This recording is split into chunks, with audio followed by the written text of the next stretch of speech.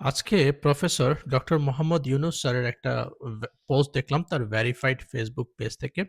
আ যে পোস্টটা দেখে আসলে খুবই আ আবেগ আপ্লুত হয়ে যাওয়ার মতোই একটা পোস্ট। সেখানে তিনি বিভিন্ন মন্ত্রণালয় এবং নির্বাচন কমিশনের কর্মকর্তাদের নির্দেশ দিয়েছেন যেন ২০২৬ সালের যে জুন মাসের ২৬ তারিখ তার মধ্যে যেন আমরা একটা নির্বাচন আয়োজন করতে পারি, সেজন্য সকল ধরনের প্রস্তুতি গ্রহণ করতে বলেছেন। কিন্তু সেখানে যদি সাধারণ মানুষদের যদি আপনারা পোস্ট কমেন্ট গুলো গিয়ে দেখেন, তাহলে আসলে আবেগ আপ্লুত না হয়ে আসলে উপায় নেই। আমরা সারা জীবন একবারে ছোটবেলা থেকে দেখে আসছি যে কিভাবে সরকার হটানো যায়, সরকারকে নামানো যায়। এজন্য বিভিন্ন আন্দোলন। আমার এন্টায়ার জীবনেই আমি তা দেখে আসছি।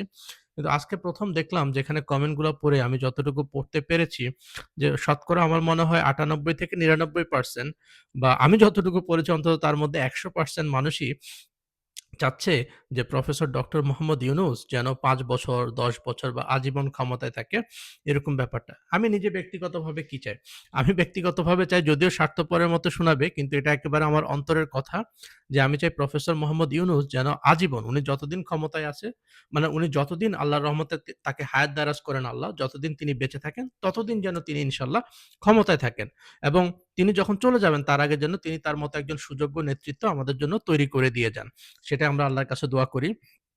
তো এখন বিএনপির তরফ থেকে সবসময় বলা হচ্ছে যে নির্বাচন, নির্বাচন, নির্বাচন। তারা ১৬ বছর ধরে নির্বাচনের জন্য চেষ্টা করছে। কিন্তু কেউ তাদের আন্দোলনে সাড়া দেয় নাই। এটা কেন জানেন? বিএনপি যখন এর আগে ২০০১ থেকে ২০০৬ সাল পর্যন্ত ক্ষমতায় ছিল, তখন বাংলাদেশ পরপর ৩ বার দুর্নীতিতে চ্যাম্পিয়ন হয়। এখন যখন দুর্নীতি হয় সেটা তো আর বিরোধী দল করে নাই। সেটা করছে সে সরকারি দল বিএনপির মানুষজনই। এজন্য মানুষ খুব ভালো করে জানতো তারা যদি আবার ক্ষমতায় আসে, তাদের আন্দোলন এগুলো শুধুমাত্র একটা ক্ষমতায় যাওয়ার জন্য। তারা যদি আবার ক্ষমতায় আসে, আবার সেই একই কাজগুলা করবে, নোংরা কাজগুলা করবে। এজন্য মানুষ তাদের আন্দোলনের সমর্থন দেয় নাই। হোয়ারেজ আমাদের ছাত্ররা যখন আন্দোলন করে জুলাইতে, সেখানে সর্বস্তরের মানুষ নেমে আসে। কারণ তারা চেয়েছিল একটা নতুন বাংলাদেশ। যে নতুন বাংলাদেশ গঠনে এখন নেতৃত্ব দিচ্ছেন professor doctor Mohammad Yunus sir. আমরা যদি মালয়েশিয়া, সিঙ্গাপুরের কথা দেখি ৩০ বছর আগেও এই দেশগুলো বাংলাদেশের চেয়ে খুব একটা উন্নত ছিল না।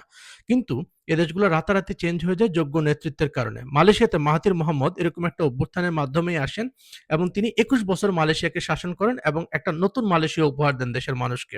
তো আমরা যদি মানুষ হিসেবে দেখি doctor Mohammad Yunus, Mahathir Mohamad এবং সিঙ্গাপুরের প্রধানমন্ত্রীর চাইতে অনেক বেশি যোগ্যতা সম্পন্ন মানুষ। তার জন্য ২১ বছর না, আমার মনে হয় তার জন্য ৫ থেকে ১০ বছরই যথেষ্ট আল্লাহর রহমতে। তো আমরা এই শুধু নির্বাচন, গণতন্ত্র এসব গাঁজাখুরি কথাবার্তা এগুলার জন্য কেন আমরা যে বিশাল রত্ন পেয়েছি সেটা হারাবো? কখনোই না। দরকার হলে দেশে গণভোট হবে এবং আমরা প্রবাসীরা দরকার হলে বিদেশ থেকে ভোট দিব, সমর্থন দিব, আপনাদের সাথে থাকবো। কিন্তু প্রফেসর ইউনুস স্যারকে ইনশাআল্লাহ আমরা ৫ থেকে ১০ বছরের জন্য আল্লাহর রহমতে আমরা চাই দেশের জন্য। আমিন।